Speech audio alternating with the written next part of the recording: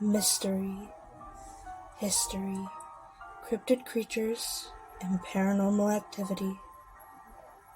This is the Creeps and Crawls Mystery Hour podcast, and I'm your host, Creeps.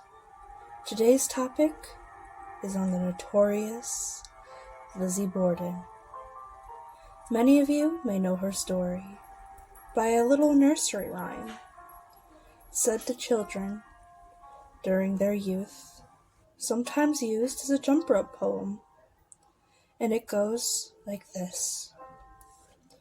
Lizzie Borden took an axe and gave her mother 40 whacks, and when she'd seen what she had done, she gave her father 41. Now, that information is actually quite inaccurate, and we're going to get into the details of Lizzie Borden. Lizzie Andrew Borden was born July 19, 1860, to Andrew Jackson Borden and Sarah Anthony Borden.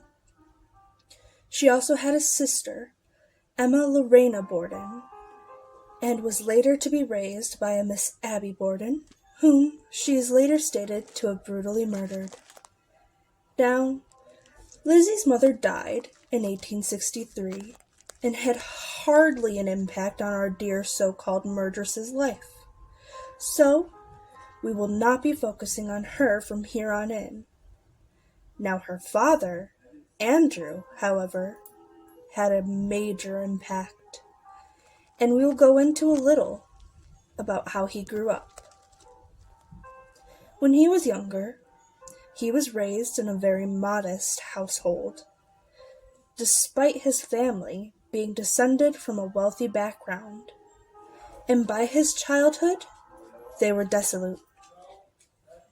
Based on his background, he would look for many ways to make money, and despite being wealthy beyond belief in his later years, Andrew was known to be especially frugal, even to the point that he refused having indoor plumbing, which was, at the time, a usual accommodation for families even of a middle-class background. Andrew had acquired his wealth in the manufacturing and selling of furniture, such as chairs and beds and tables. But he also had the darker job of manufacturing caskets, which would soon be where he was doomed to end up for the rest of his days. That led him into the business of property development, which he would eventually prosper in as well. And by the time of the year of his death, he was a director of several textile mills, as well as owning and operating several commercial properties. He had, using his previous business experience, become the president of the Union Savings Bank, as well as becoming director of the Durfee Safe Deposit and Trust Co.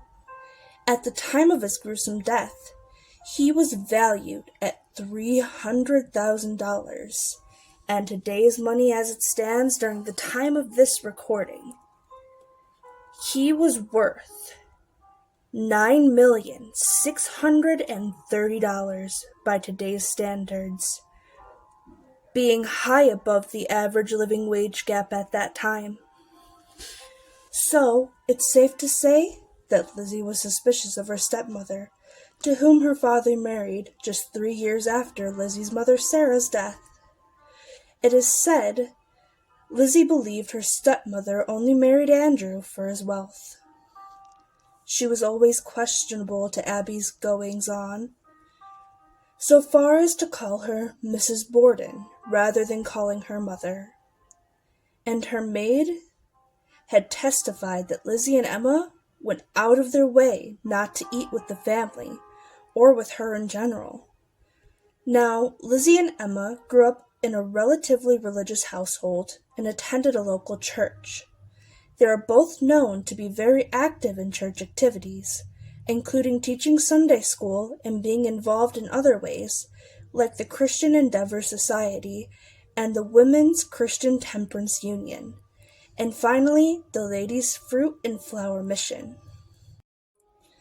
Lizzie was all around known as a good woman, Now, in May of 1882, Andrew Borden was known for killing pigeons in his backyard with an axe, believing that the local children were being attracted to hunt them for sport.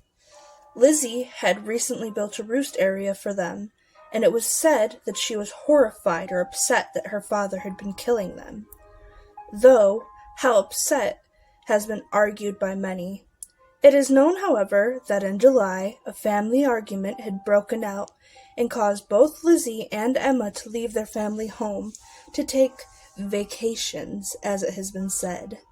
After they returned to the Fall River area, Lizzie had chosen to stay in a local rooming house for 4 days before returning home, 3 days prior to the murders.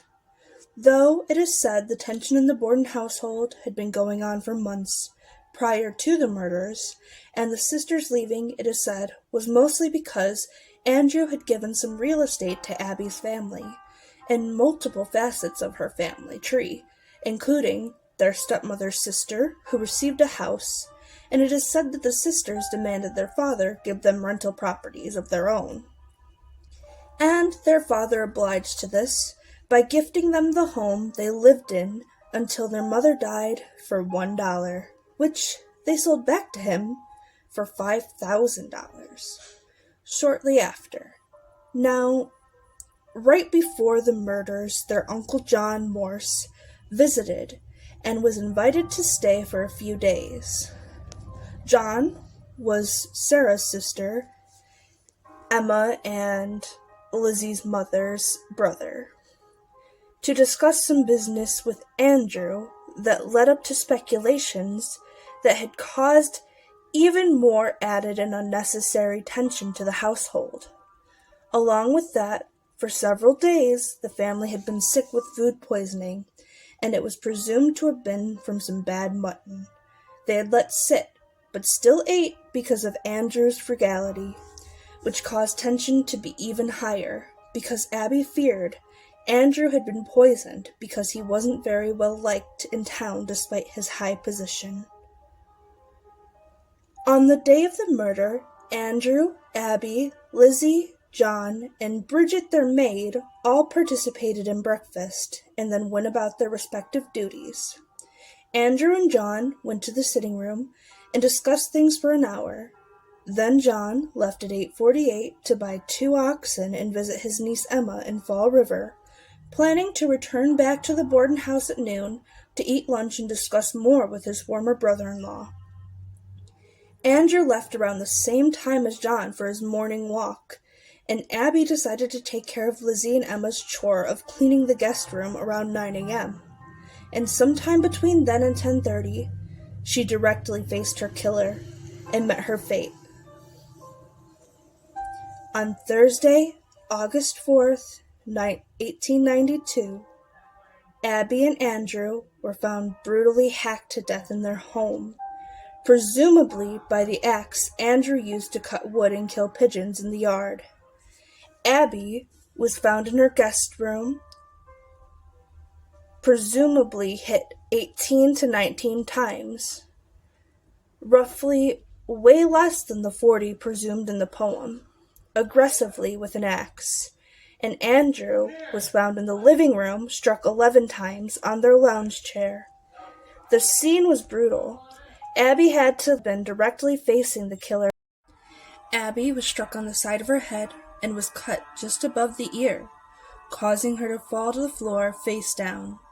That caused major contusions to her forehead and nose, and her killer waited for her to fall and then continued to strike her, presumably 17 to 18 more times. And then, when Andrew arrived home around 10:30, his key failed to unlock the door. So he knocked and knocked and knocked until their maid answered, finding the door was jammed from the inside. She cursed and then claimed that she had heard Lizzie laughing from the top of the stairs. She had not actually seen her, though. As she finally got the door open, they were unaware of Abby's murder. And at this time, if Lizzie had been standing at the top of the stairs, she would have noticed her stepmother's death. Lizzie denied the claim, however, and her father asked her where Abby was, to which she said Abby had received a summons to visit a sick friend, and their maid then removed Andrew's boots and helped him into slippers before he laid down to nap on their sofa, which that was later contradicted when Andrew's body was found dead with boots on instead of slippers. And around 11:30, Lizzie screamed for her maid, saying, "Father's dead." He was slumped on the couch, struck 11 times. One of his eyes were sliced in two, and he was in fact asleep when killed. And he was still bleeding when found, suggesting he had recently been murdered. And they had summoned the doctor from across the street, who arrived and pronounced both Andrew and Abby Borden dead. And from this point, Lizzie's reports become scattered, from her and the maid. Their stories contradicted with Lizzie's, changing multiple times, but the trial against her came to the inconclusive result and led to her being acquitted. Many believe she murdered her parents, while others still believe Uncle John murdered them, and others also believe that either the maid or some unknown mystery man came by and murdered them, because of Andrew's many problems with the community. We may never know who actually killed the Bordens in cold blood, but as forensics get better, every year we may still be able to solve this famous mystery. But for now, the answer to this murder is at best inconclusive. That's the end of today's episode, and I'd like to thank you for watching this very first episode that we've made. And to close out, I'd like to say, stay creepy, my friends.